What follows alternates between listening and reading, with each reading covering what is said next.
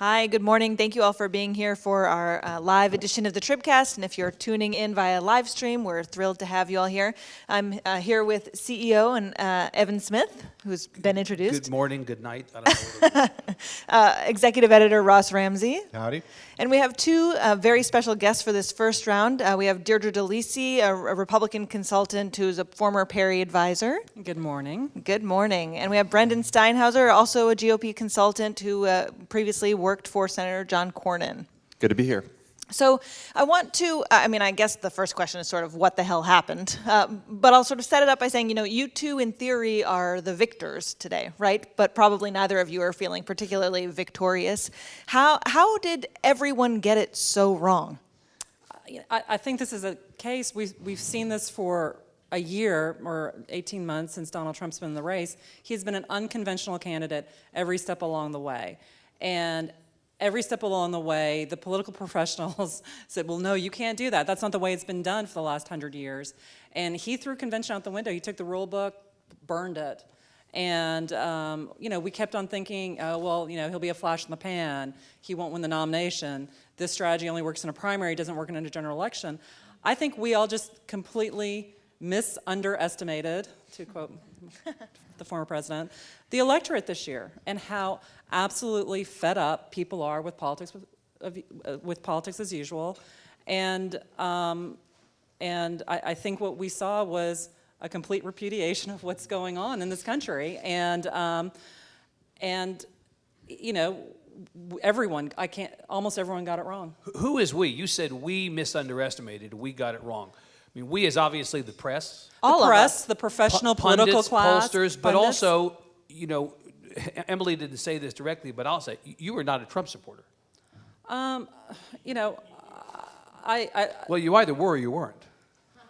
I'll be very honest. I voted for Trump because I was more in the never Hillary camp rather than the never Trump camp, and I had this theory of I wanted to send a message to Democrats that Texas is a Republican state, so when I cast that ballot, did I feel great about it? No. Did I think he was going to win? No. Well, that's new. So were you a Trump person?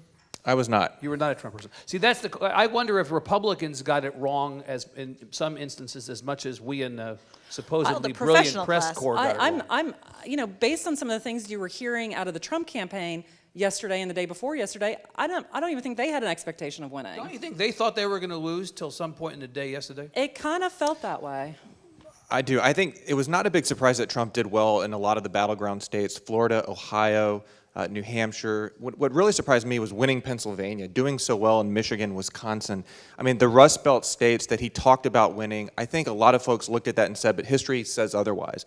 When they actually started to go on offense in those states, when he did as well as he did in Virginia, especially early on in the night, that's when people started to take notice and say, there's something here.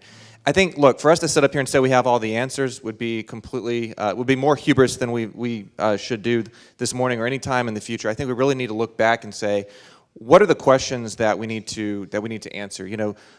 Looking back and looking at the data afterwards is going to be a lot easier than trying to predict. And that's one of the big takeaways for me this election. So, some of the questions I have are, what happened to Democrats? Did Democrats stay home? Did Democrats vote for Donald Trump, especially union households in Rust Belt states? Was the missing white voter a theory that actually played out to have some real effect? Was it the fact that Hillary Clinton was seen by non-political people as corrupt and as a lifelong politician who was crooked Hillary? I think there's something to that. When I'm seeing on Facebook, people that were never involved in politics, family members and friends from high school and people like that who are not ideological one way or the other, not political, nonpartisan, saying, things like lock her up, it really started to get my attention. And I think there's something more going on out there than we saw. Well, what in particular was going on in Texas? Because despite seeing this, we saw wider margins in states like Ohio than we saw in Texas. Obviously, he underperformed here. So what was different in Texas than in some of these other states? This is just total conjecture at this point.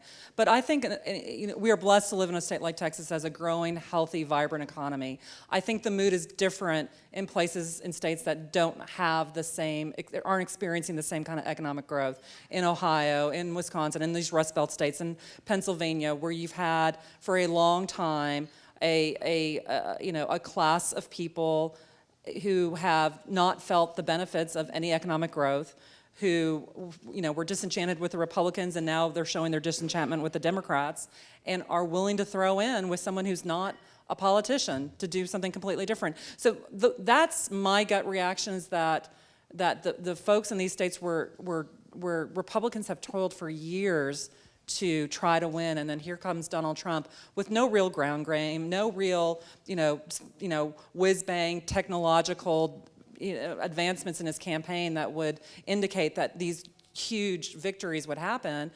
It's what he appeared to represent to these folks.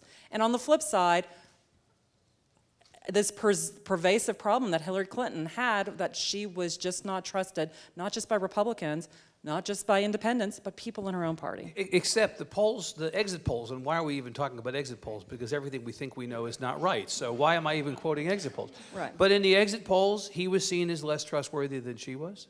He was seen as less fit to be president than she was. I mean, all the indicators would have suggested that the problems you're identifying for her, which are undeniably true, would have also been the case for him. And I think 38%, the poll that was the takeaway yesterday was that 38% of people polled nationally thought that he was, in essence, fit to be president. Right, 2/3 of people said he was not fit to be president. And yet he won almost 50%. So clearly of the some of popular those vote. people Again, voted rule for him, book right. out the window. I mean, Well, and it's also they hated him, but they hated her more. Right.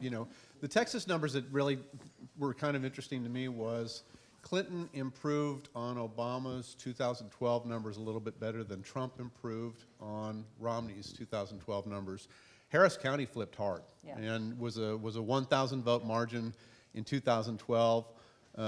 Yesterday went strongly for the Democrats, wiped out the courthouse, took the DA with them. Fort Bend County flipped. And I think the there's some, lieutenant governor's son ended up losing? Oh, right, absolutely, right. yeah. Ryan Patrick, and I think one of the things ju- that's was it happening that he in was a Texas judge, right? that people Yeah. are going to look at is what's going on inside places like Harris County and Fort Bend County. In some ways, the map of Texas last night is starting to look in miniature like a map of the United States. The urban areas are going for Democrats and for blue. Tarrant County is the big exception to that. The suburban counties aren't. But the big metros are going pretty strongly for Democrats, and the rest of the state is deep, deep red.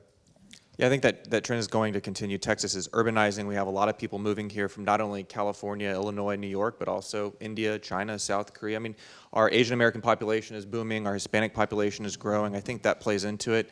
What Deirdre said earlier about the economy growing here too, there is less of that frustration and resentment that is around the rest of the country. And so you also have the legacy of Southern conservative Democrats that are a dying breed here in Texas, but I think a lot of those folks, especially in the rural areas, were not going for Hillary Clinton. So you put all this together, and it makes for a changing state. Texas is one of the more interesting states, I think, in this election. You both have worked for conservative politicians and conservative groups. And there was anxiety on the conservative end of this conversation about whether Trump was actually a conservative. Do you feel any better thinking about the conservative principles that you embrace now that he's won? Do you have confidence that the conservative view of the world is going to be reflected in his administration, in his choices for the cabinet, in his Supreme Court picks? Or do you have the same anxiety about him and the Trump administration that you did going into this? Well, two observations on that. Number one, I think we've got to wait to see who he surrounds himself with. Who's going to make up his cabinet? Who's going to make up his senior staff? Who's going to be advising him day in, day out? Sid Miller. My second observation is See you next administration, right? I think the Trump phenomenon is less about conservatism and is more about populism. And he tapped into that. And this has been growing. I remember first noticing populism as a significant political force in Perry's reelection in 2006. And so it's been growing, it's been out there, and I think it's really come to the forefront, and it's weird that a billionaire from New York is now the face of the populist movement, but it is what it is. It was Ross Perot a while back, right? Right, so it's all about the billionaires, I guess. So I think maybe it's less about conservative principles and more about populist principles with Donald Trump. But at the end of the day, who he surrounds himself with. And I'll tell you what, right now, I think the most important person in this country is Mike Pence. because this is a guy, he was a sober, responsible choice for Donald Trump to make as vice president. He was a sober, responsible candidate throughout the whole process, and he ran around the country doing what he needed to do, which is bringing Republicans home. He will, every indication is that he will have an outsized influence as vice president. And if that continues, I think conservatives can feel good that'll be a strong conservative voice in the White House, talking to Donald Trump on a daily basis. And I think it'll be a mixed bag. Look, if you're a free trade sort of person like I am, you're probably not going to get what you want out of this administration or Congress. But on the other hand, if you're looking for a good Supreme Court justice, we might get that. I think there's enough support and enough pressure out there from the conservatives, from Congress to say, let's get somebody great on the court. If you support term limits, if you support school choice, Trump has been on the right side of those issues for a lot of conservatives. But it's going to be an intellectual debate, I think, within Congress, within the party, within the movement. And I think that we're just going to have to look for places to drive the agenda from the ground up, from Congress. But at the end of the day, he's got the biggest microphone, the bully pulpit, and he has quite a mandate, to be frank, when you look at the number of people that voted for him, the geographic diversity of his win. And I do think a lot of folks in Congress are going to be looking to him to the agenda as opposed to the other way around, which is what I would prefer, because I think we'll get better policy if it comes from folks like Paul Ryan, who he has been at war with. But if they make a peace deal and he says, all right, Paul, give me your best ideas, and he runs with those, then I think a lot of conservatives could be happy about that. Well, we have a few minutes left here, and I do want to touch on some down ballot races. Were either of you or any of you surprised by the Will Hurd outcome? What surprises did you see in Texas down ballot? I think Will Hurd holding on is probably the biggest story coming out of Texas. I think, I know Ross disagrees with me, but I mean, there were, on the legislative side, there were 3 races that we were going to lose no matter what. We picked them up last time in a gubernatorial year, and it was going to be hard to hold on to them. Those races are? Sorry, Pena, Lujan. Well, Lujan was a little bit of a different, and Galindo. Thank you. I think the fact that we only lost 1 additional House race is a real victory and a real testament to conservative leadership in Texas. I would have. Initially, there was a fear a couple weeks out that number would have been much higher. Well, especially given the fact that Trump's margin was about half of Romney's margin. Right. 4 years ago, the thought was if he Right. didn't win by double digits, it put more people Right, at and risk. at the end of the day, this sounds crazy to say, but Donald Trump had coattails, not only in Texas, but throughout this country. He got Pat Toomey reelected. He got Ron Johnson reelected. And Absolutely, he had coattails. I mean, no one saw that coming. But I think from the Texas perspective that, and what concerns me as a Republican is seeing what happened in Harris County. That was sobering. That should be a wake-up call. Well, on the coattails issue, I will say that we do a lot of social media, digital media marketing with candidates and causes, and I will say the most negative feedback that we got was when our clients criticized Donald Trump for making those statements or distanced themselves from Donald Trump. It was overwhelmingly negative from the base, from the voters. People wanted to see the Republican members of Congress, legislators stand by him. And I think a lot of members of Congress around the country saw that. That's why you saw most of them not distance themselves from him. They were listening to the base of the party. They were listening to Republican voters who said, essentially we're tired of the political correctness. They extended that a lot farther than a lot of us would be comfortable with. But that was the message was, look, she's getting away with everything. The media is completely on her side. I mean, all these things that he said, the base was saying. And I think that ended up being a winning argument, not only among the base, but among a lot of folks who probably voted for Barack Obama, believe it or not, in 2008 and in 2012. I think we'll go back and look at that, and you'll see a lot of people in Michigan and Ohio and Florida and elsewhere, people that are not partisan, they're not necessarily ideological, but they really did see this as a referendum on the Clintons. They see this as a referendum on the status quo and the establishment, and they wanted to elect the outsider, the true outsider, the one guy that could blow it all up. They may or may not regret that vote in the next 2 or 3 years. We'll see. But it's crazy to think about. We could have a Trump-Hillary rematch in 4 years. Does Perry go into the cabinet, Deirdre? I don't know. I've said from day one, and Rick Perry is a fantastic public servant, and that's what he loves to do, and he does it well. And I think President Trump would be well served to have someone like Rick Perry, who has a long service record of service, successful record of service, and if it's something he wants, I hope it's there for him because I think he'd be fabulous. And what about Ted Cruz? Is he appointed to replace Scalia or Ginsburg? You know, He has to get Senate confirmation. yeah. No, I think they'd give that Yeah, to but him. if the Senate does not like him as much as they say, they'll be more than happy to confirm Yeah. him, won't they? I think it would be a stroke of genius for Donald Trump to put Ted Cruz on the Supreme Court.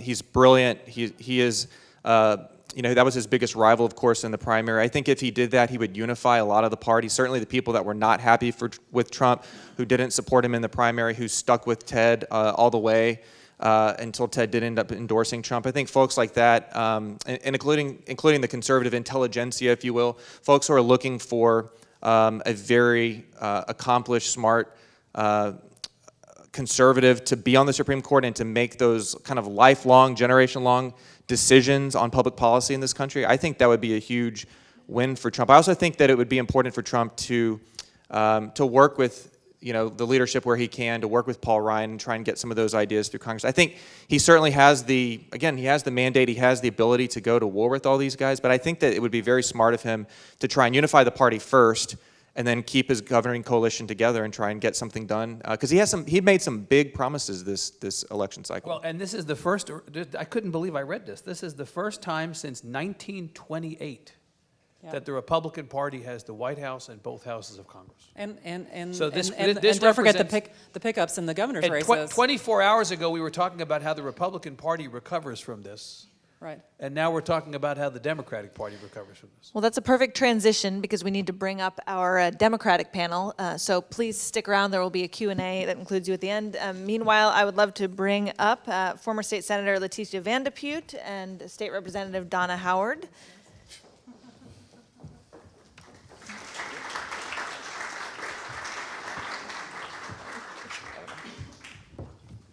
So which day after the election stinks for you more, Leticia, this one or 2 years ago?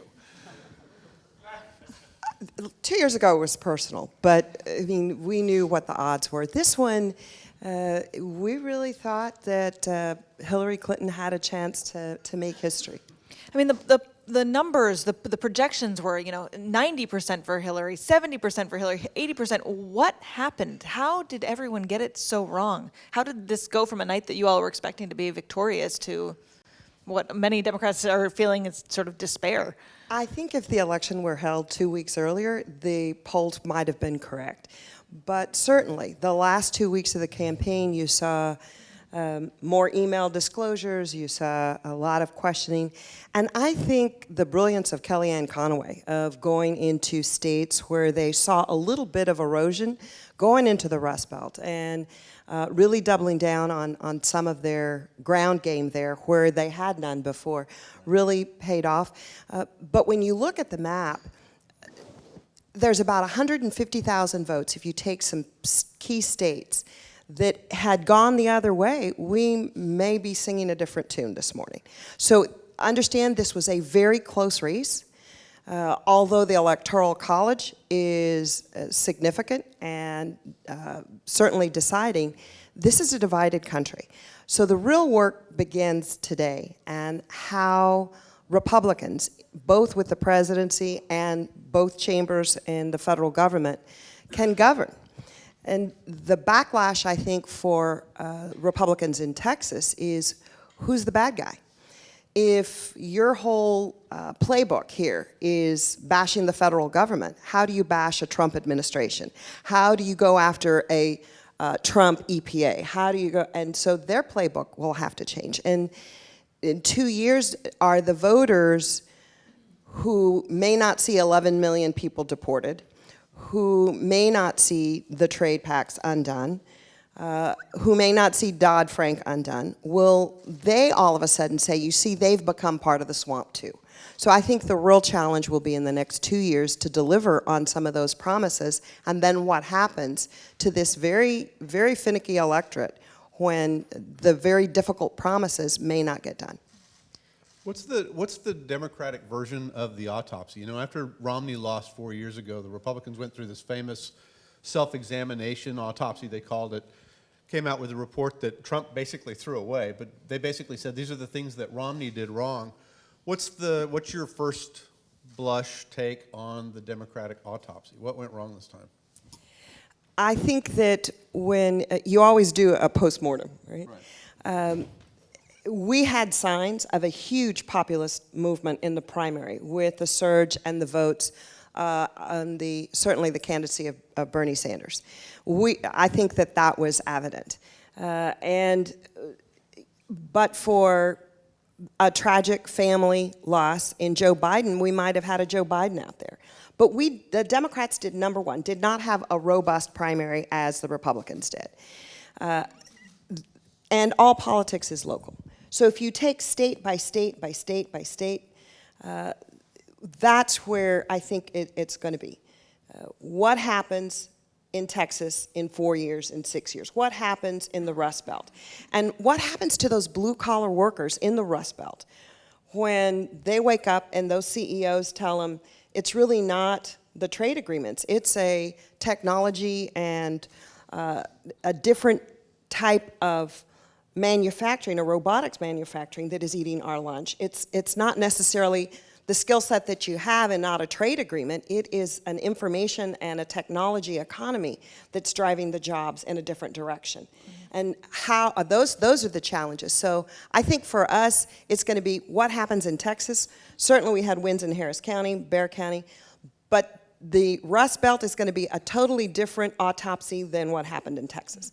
What happened in Florida is going to be a totally different autopsy than what happened in Pennsylvania. Well, speaking about Texas, I mean, Representative Howard, do you see a silver lining given that Texas's margin was, narrower than it's been in 2 decades? Well, I think were the ultimate results different than they turned out to be, that we would be up here talking some about the positive things that did happen in Texas from a Democratic perspective. I mean, Ross mentioned a while ago about the increased numbers that voted for Clinton above what Obama got, right. Significantly higher than on the Republican. Yeah, about 300,000, right? Yeah, something like that, right. And also, she did about 4 percentage points better than Wendy Davis did 2 years ago. Exactly. Right. And held it to a single digit. Yeah, it's close. It's 9 or 10, right there. Close. Closer than we've been. It's the closest presidential race since Ross Perot was running as a third-party candidate. So I think there are some things that we can look at that indicate that Texas did do some things that we could, as Democrats, take some comfort in, if you want to use that kind of a term. But this is not going to change a whole lot about what's happening in Texas. The legislature is going to be very similar to where it was before. We lost our only statewide elected official, but of course that's somebody who was elected as a Republican and switched. I think we're going to be in the legislature doing exactly what we were going to be doing regardless, and that is playing defense, because that's what we have to do in the minority that we are, and I don't see that being any different. Maybe we'll save some money because we won't be suing the federal government as much, I don't know, and we could use that for some things that we need to pay for here. A Republican consultant texted me last night when it became clear that Trump was going to win to say the Democrats will now suddenly be more competitive in Texas in 2 years as a result of it being the midterm of election in the first term of a Republican president. Well, certainly that happened last time. But do you I wonder about that. Do you necessarily think that this is a silver lining for Democrats, that Trump being in the White House presents more of an opportunity for the Democrats to come back sooner? For me, I think that the biggest problem is redistricting, and we're not going to be changing the lines before we have that election. So my concern is that we might have that opportunity, depending on how things go over the next 2 years, and we'll certainly want to be looking at that. But at the same time, if we haven't changed the lines and they're drawn to be non-competitive in the first place, then I don't know how much gain we'll get. We thought we would have more gains this time. But again, part of the problem has been we do not have competitive districts, and when you don't have those, it's hard to make those gains. What kind of gains were you expecting? I'm curious, because Deirdre and I were having a conversation before we came up. I was expecting 4 to 6. She said 6 to 8. What were you guys expecting? This is in the Texas House. Well, we were obviously looking at 3 that we thought were for sure. Right. And then probably had another 3 to 4 that we were thinking could happen. I mean, the most optimistic numbers were probably way out of line, and we weren't really thinking that. But, I brought up some numbers that I wanted to remember because this is all just new, and I don't have enough time to remember all this. But one of the things that we did gain were women in the legislature. And I've seen a lot of things written about what happened with the demographics, but I haven't seen much written yet about women. And I want to make sure that we recognize that we did make some improvement there. We have 7 new Democratic women in the House, a net gain of 5. Now, we're still lower total women in the legislature than we were at our high water mark. I guess that was in 2009, before the 2010 elections. So I think that's a positive thing. I'm glad to see that, because I think it's important that we have more women lawmakers, and so that's a good thing. But anyway, I just wanted to mention But that. I mean, what message then does the national election send to women or to women in Texas? Well, again, the autopsy, I think, is going to be important to see how women actually voted. On the way here, on the radio, I was hearing that, contrary to what we were being led to believe, that there was actually a large number of white women who voted for Trump. And that was not what we were expecting to have happen. I don't know what that's going to mean. Certainly the Supreme Court nomination has impact on women's health issues that we're going to be looking at, and that are very concerned about what could happen there. I don't know what it's going to mean overall. Can I ask a different version of this question? So the demographics of this electorate, the state is changing. The population of the state is changing. Yet the leverage that the Democratic Party enjoys as a result of that population change really hasn't materialized, or assumes it's going to enjoy has not materialized. We heard so much in the run-up to Election Day that the early vote was so heavily Latino around the country that was going to essentially we heard Florida and North Carolina to name 2 states because of the early vote, that those states were basically in the Clinton column, don't even bother to have the election on Election Day, and it turned out to be wrong. I just wonder how you process the results, both of you, the results of this election from a demography standpoint, and what you think it augurs for Texas. I'd like to take a stab at that, because where we saw a huge amount of Latino vote made the difference in Nevada with electing the first Latina U.S. senator, a congressman who was actually born in Mexico, and Nevada solidly in the D column. We saw a huge increase in certain states in the West, certainly Colorado, Arizona. Florida was very competitive. And I think when you see that I-4 corridor, we'll see that the vote, that Latinos aren't monolithic, that there are Puerto Ricans and Mexican Americans and Dominicans and Colombianos and Cuban Americans, and the Cuban American vote may be a generational vote. But in Texas, we're primarily Mexican American. And I think that what we saw here in Trump's depressed numbers from maybe what was really some of the hurtful things that he said. Certainly coming out of the box, accusing, rapists and criminals. You can forgive somebody in the heat of the moment for making a comment. But when he goes after a judge and says that judge cannot be fair, well, most of us respect Justice Eva Guzman. And if Texans really believe what Trump said, then we would have to believe that Eva Guzman could never give a white guy a fair deal, because her parents were born in Mexico. And I think that Texas is very, very different, and the Latino population here is different in that we are 7th generation, we're 3rd generation, and we're also 1st generation. I think that what we're going to see is a big difference on women, on African American women, Latinas, and white women. So it may not be a gender question on this particular election with vote for Trump, but it may be more of an ethnic or racial. My best friend is Republican, and she voted for Trump and will always be a Republican. And she was just appalled by some of the things that he said, and particularly toward women. But she said, hey, come on, we dated guys like that. And when you think about it, they grew out of it.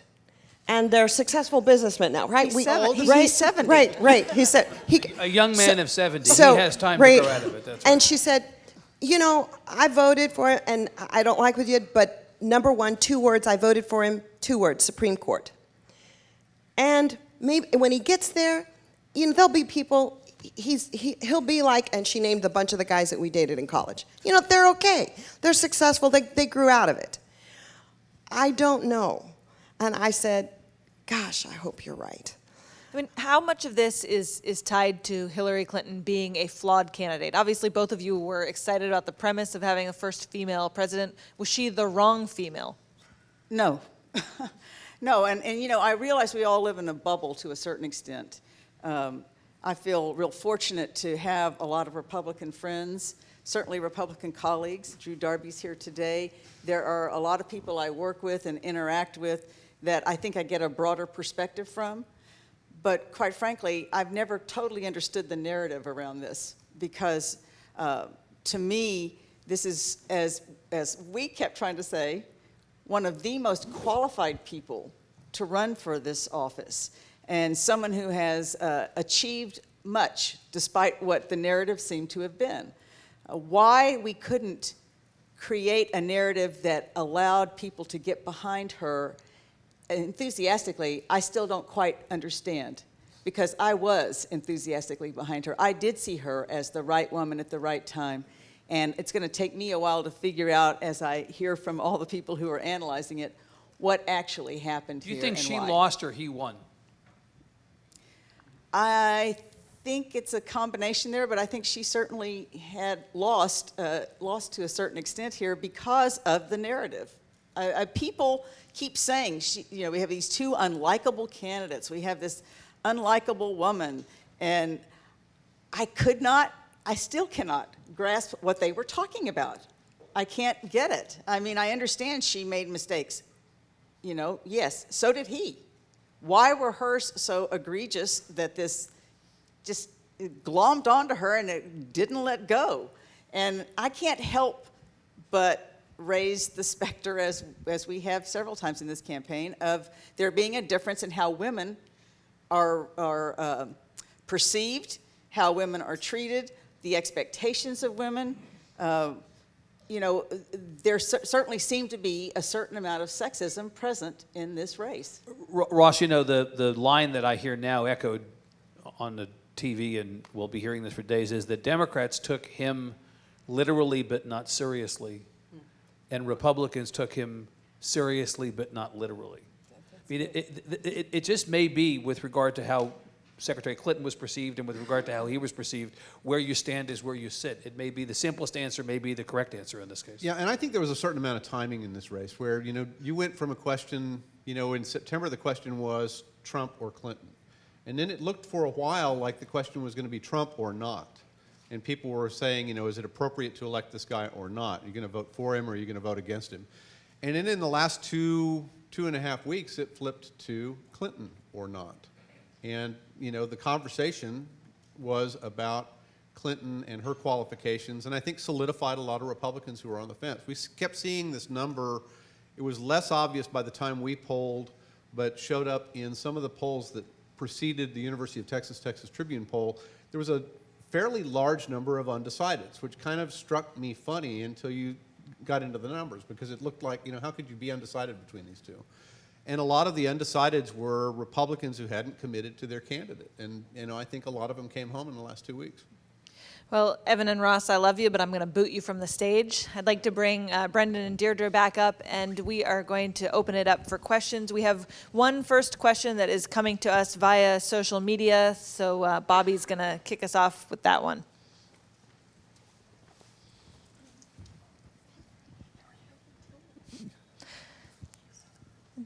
Go ahead, Bobby. This is a question coming from a live stream. How quickly and what action do you think the Trump administration will take regarding Obamacare? How quickly will the Trump administration act on Obamacare? I view this election as we are the Republican Party is the dog that caught the bumper. Okay, now what do we do with it? And you know, like 2 or 3 weeks ago, I was on a different podcast where I said, oh, 2018 is going to be a bloodbath for the Democrats. And here I am today saying 2018 could be difficult for the Republicans if the Republicans don't show that they cannot, if the Republicans show they can't lead. And so I think, the Republicans have about 18 months to show that they can do something to replace the Affordable Care Act. I mean, it's not just a matter of get rid of it and move on. It's, get rid of it and come up with an alternative. So it's not a long period of time to start acting on these major promises that we've been making for many years. And so I think it's going to have to be fairly quick. Yeah, I think repealing and replacing Obamacare will be at the top of his list. It's certainly at the top of the list of Congress. Out of all the things that Donald Trump talked about, this is something Congress really wants to do. I think you'll see that happen very quickly. And also, when I talk to grassroots voters out there who are Trump supporters, who are furious at the establishment and furious at their own party, they would say they didn't deliver when we elected them in 2014. We had the House and the Senate. Now that we have the White House, expectations are going to be very high that Obamacare is repealed and we expand health savings accounts. We are allowed to buy health insurance across state lines. We decouple health insurance from employers. All those reforms better happen, otherwise the voters are going to be apoplectic. I think one of the changes that would happen fairly quick is more flexibility within the Medicaid program, maybe block grants to states, and that will put pressure on states like Texas who have said we can do it better to prove up, can we do it better? And right now our systems that we control, particularly our child protective system, is in disarray. That's going to cost more money. So just having the money to do so, we have a complex set of reimbursement schedules to hospitals. If doctors think they're going to get more autonomy, that may not be the case. And I think the real people who are scared this morning and frightened to their core are the CEOs of the pharma companies. Both Bernie Sanders and Donald Trump said they're going after pharmaceutical drug prices. They cannot address Obamacare without going back on the thing that you can't negotiate fiercely on those prices, and he said so. So I think you'll see that in the stock market immediately this morning with those pharma companies. So that, I think, will be an indicator of how quickly they can move. But understand, that's also U.S. jobs. That's tied to U.S. pharmaceutical manufacturing, research dollars. So just to say that we're going to totally repeal Obamacare, there are so many variables in there that it will take maybe more than just the first 90 days to do so. But I think what we may see is some block grants come our way pretty quickly. Let's take another question from the audience. Yes. Hi. So it's looking like, let's see, Clinton suffered her biggest losses in places where Obama was strongest among white voters. So it's beyond just deplorables. Can you just speak to the economic reasons for that you might attribute to this election?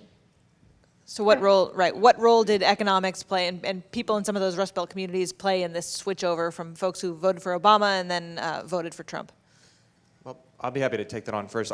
There's a great book by Charles Murray called Coming Apart, which talks about over the past 30, 40 years, the discrepancies between kind of the white working class and the so-called elites or the new upper class. And I think this is something that speaks to the heart of the Trump campaign when he's talking about jobs leaving Michigan and Ohio and Pennsylvania, manufacturing jobs, not only over the last few years, but the last few decades. When he's talking about trade deals, and I think also some of the rhetoric on immigration has to do with the idea of competition for jobs, and you can debate that. But I do think economics played the most important role in this campaign as opposed to other issues like national security, healthcare, energy, any of those types of issues. I think he was speaking to people basically saying, you the taxpayer, you the small business owner, and you the factory worker, you've been left out, you've been screwed, while Wall Street gets away with it, while big corporations, big unions. I mean, basically he's made this populist argument that ties all of the anything that's big together and puts it in Washington, D.C. and New York City and says, those are the elites, the coastal elites have failed you, their policies have failed you, and they know exactly what they're doing. I'm going to fight for you, and I may be a billionaire, but I'm from Queens. And I think that people bought that message, and people believed him, and I think he's made some big promises, and now he's got to deliver for those voters because they could very easily go back in 4 years to somebody else. Representative Howard, I mean, how have Democrats failed to connect with those voters, with those people, with that sort of resentment, frustration? Right. Well, you know, here in Texas, we've talked continuously about the fact that the Democrats have not done the kind of job that they need to do in creating the message that resonates, and that we are actually all on the same page, and we're actually conveying to Texans what it means to be a Democrat and what democratic values are and what we offer. I think this has been a challenge for years for the Democratic Party. But I do find it interesting here when thinking about it from the national level and then going back to Texas. You know, here in Texas, when we have such a large group of people who are lower socioeconomic, who can't get health care coverage, who have children that are in low-performing schools, who can't afford to go to college. You know, the list goes on, and we've got the CPS system that was mentioned. Here, it seems to me that those who are in that position have a Republican-led legislature and statewide leadership who have not offered them that hand up. In fact, we're constantly challenged in the legislature to figure out how to get the necessary resources to folks so that they can get on their feet. They can attain the American dream, the Texas dream, be part of the so-called Texas miracle. So I find it kind of contradictory in a sense to what I see at the national level. I don't know what the issue is here, though. I think it's our message. How do we get it across that Democrats are actually there fighting for those that need that hand up? We're not getting that message out there. We did make some gains this time. We have, instead of 51, we have 55 Democrats in the House. We have 3 new Hispanic net gains, but we still have myself being the only Anglo-Democratic woman in the entire legislature, which is where I started in 2006 as well. Somehow we're not connecting, and I don't know what the answer is to that. Other questions? Yes, sir. Ross pointed out the fact that Trump underperformed in Texas, only getting 9%. Fort Bend County, for the very first time, has flipped Democrat. Harris County went Democrat. Dallas was at 61% for Hillary. Travis County was at 69%. So, Brendan and Deirdre, if you're going to have lunch with Tom Meckler, the chairman of the Republican Party this week, what is the first thing the Republican Party has to start thinking about doing? Because Donna mentioned the midterm elections coming up in just 2 years. So what is it that you start doing next week to address this trend that seems to have taken over? I mean, I was laughing when people said, you know, Texas was turning purple. It appears that that may be the case. And then the second part is, Senator, Representative, what does the Democratic Party do starting next week to build on what appears to be some kind of momentum? What are your marching orders? So I'll take that one on. Something I'm very passionate about. I think Republicans need an urban agenda, and I think we have one. And I think that Tom Meckler and the Republican Party of Texas have done a good job with the outreach side of that. Now we need to take the policy ideas directly to urban voters. What am I talking about? School choice, getting inner city students, getting minority students who are in failing schools to have more opportunity. That creates lifelong opportunity. Transportation, fixing transportation, keeping property taxes low for homeowners. And also criminal justice reform. That's something that Republicans have led on. We need to lead with those issues with voters in urban areas, talk about those issues, pocketbook issues and opportunity to urban voters, and that's how we compete. I do think there's a huge rural-urban divide in this country. You'll see that in the data in this election nationally. You'll see that in Texas as well, that rural voters overwhelmingly will go Trump. City, urban voters are going Democrat and going Hillary Clinton. And I think the Republicans, you know, it's one of those hard things where until we're sort of forced to deal with that in a real way, we won't. But I think we have to get started now because, you know, 4 years from now it's going to be more difficult in Texas. 8 years from now it's going to be even more difficult. Why? Texas is urbanizing. The Latino population is growing. The Asian American population is exploding in this state. And where do a lot of those folks live? Cities, suburbs, Fort Bend County, one of the most diverse in the state. So we have a lot of good things, obviously, that came out of this election for us, but we have a lot of work to do, and it really behooves us to get to work tomorrow to deliver that urban agenda to voters. What do Democrats have to do tomorrow? Similar to what he just said.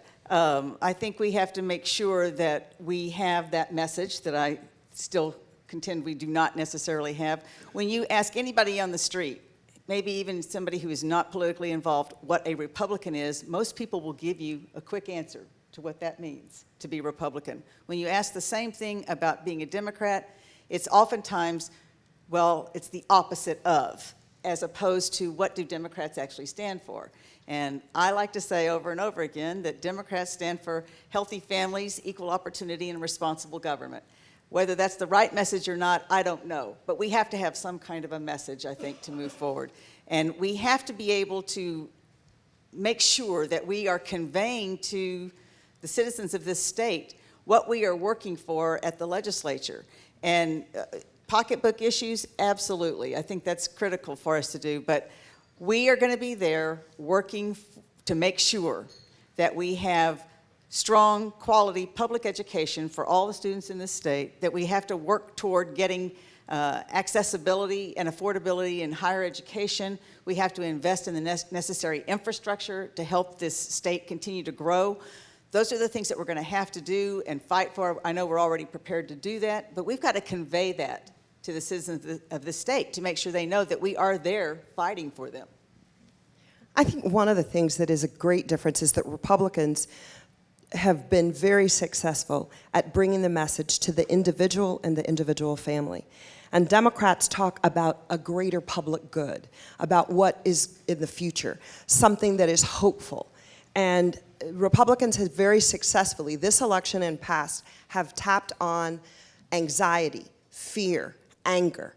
I think that the Democrats are going to have to look at how do we tap into that individual and their feelings, and not maybe by data or what's going to be good for the future or outside, but what's happening now in your family, in your neighborhood, in your community, whether it's a rural or urban, and make it very personal.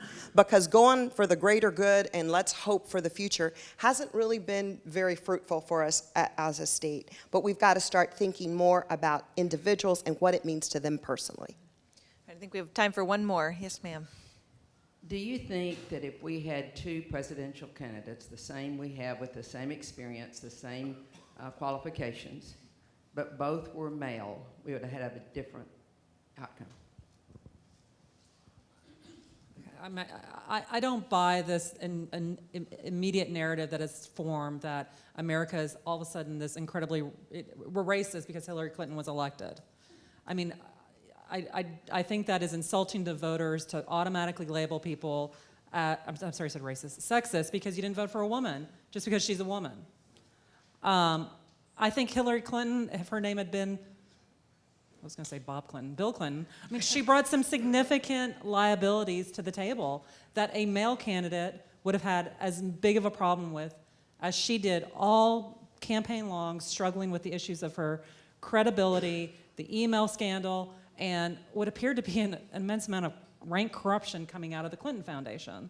So I think any candidate with that kind of baggage would have had the same problems she had. I just do. And, you know, and I will say, you know, the narrative for so long was with, you know, Trump wasn't going to accept the election results unless he won, so he accepted them. And now today we wake up and it's flipped over, and I'm listening to commentators, I'm listening to voters and listening to people on the radio saying, he's not my president, I don't recognize him as my president. I think we need to get past that as a country. I mean, you know, this is our system, it is the way it works, and voters can't be labeled one thing or another because how they vote for people. They vote based on their own personal interests, generally speaking, and who they think that is going to be the better choice, even if it's the lesser of two evils. And so I think it's time for us to sort of move back beyond that narrative and hopefully take people at their word and, you know, try and come together and see if we can make something happen in this country.